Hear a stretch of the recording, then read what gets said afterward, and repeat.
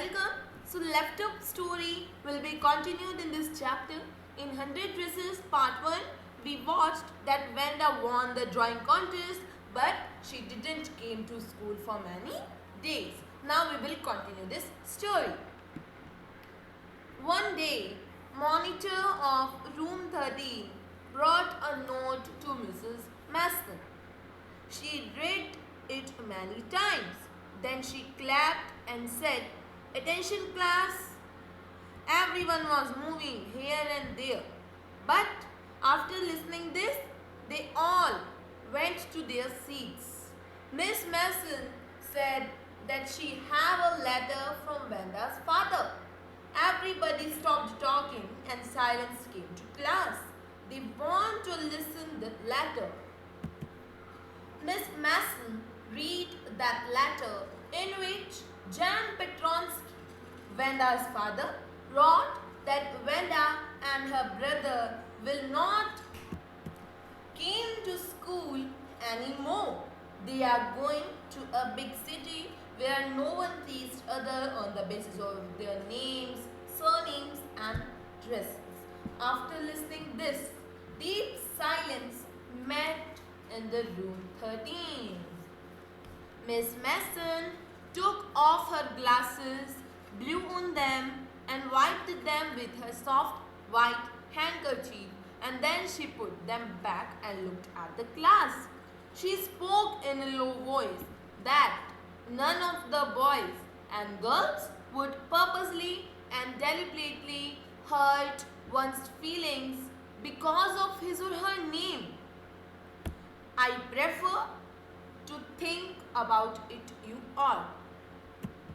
After saying this, she went back. The first period was study period.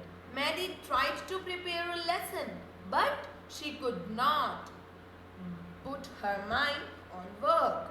She was feeling very sick.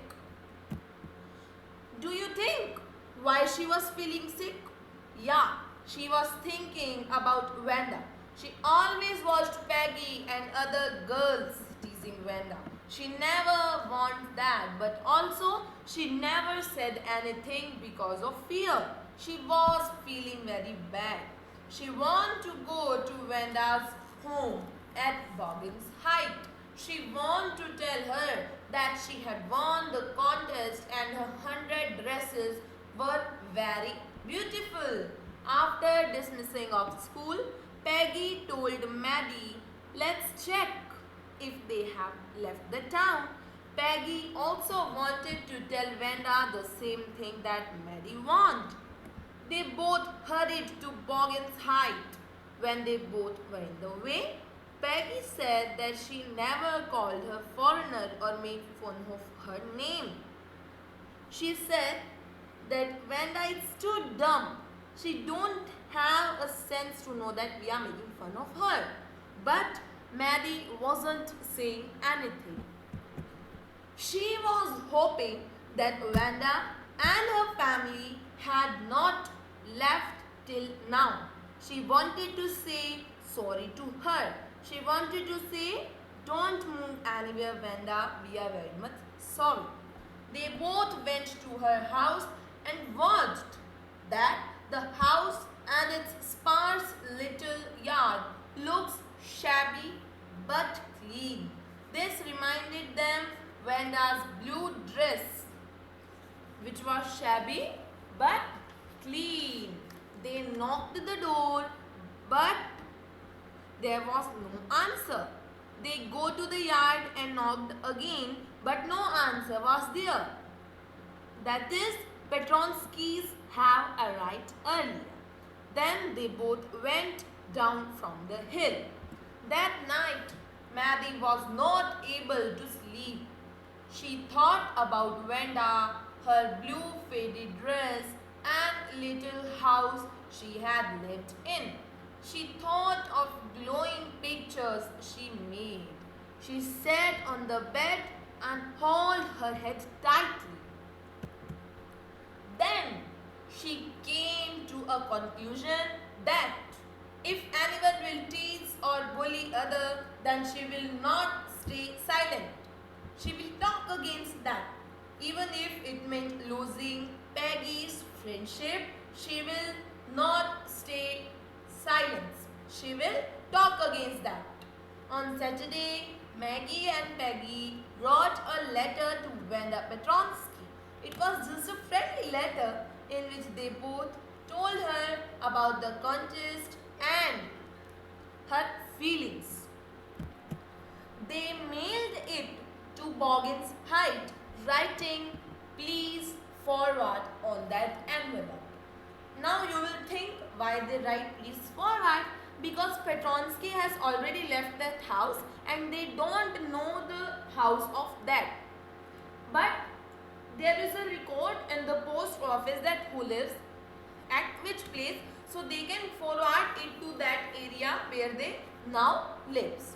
They passed but no answer came. But letter was also not returned. This means Wanda had received the letter. They thought that due to anger and hurt, she didn't reply. Weeks also went but she didn't reply. Christmas time came. Christmas bells and small trees decorated the class. On the last day before holidays, Miss Mason showed class a letter she received that morning by Wanda. She said that she has received a letter from Wanda Petrons. Wanda had now told her the address where she lives so she can send her the medal of contest. Miss Mason read the letter in which Wanda asked about her in room 13. She wrote that Maggie and Paddy can keep the dresses she drawn. She is having new 100 dresses in her new house. She told that green with red sash is for Peggy and blue one is for Mary. At last, she wishes Merry Christmas to all. On the way to home, Maddie and Peggy hold the drawings very carefully. Peggy said that Wanda likes them. This shows that she had received their letter and this was her way to say everything's alright. Maddie replied sadly, "Hope so." Now you will think why she was sad. She was sad because she knew she will never be able to see Wanda again and she couldn't really make things all right between them. Maddie pasted that drawing in her room. She looked at her very closely and tears blurred her eyes. She gazed for a long time at that pic. Then she fastly rubbed her eyes and noticed that Wanda had drawn her face on that painting. When she went to Peggy, they both noticed that Wanda had drawn Peggy's face also in that green dress painting. Tears came in eyes of both and they came every time when they thought of Wanda standing in the sunny spot and girls laughing on her. So this story is completed here. I hope you have liked this chapter. From this chapter, we concluded that we should not tease anyone on the basis of their caste, name, religion, surnames and other things.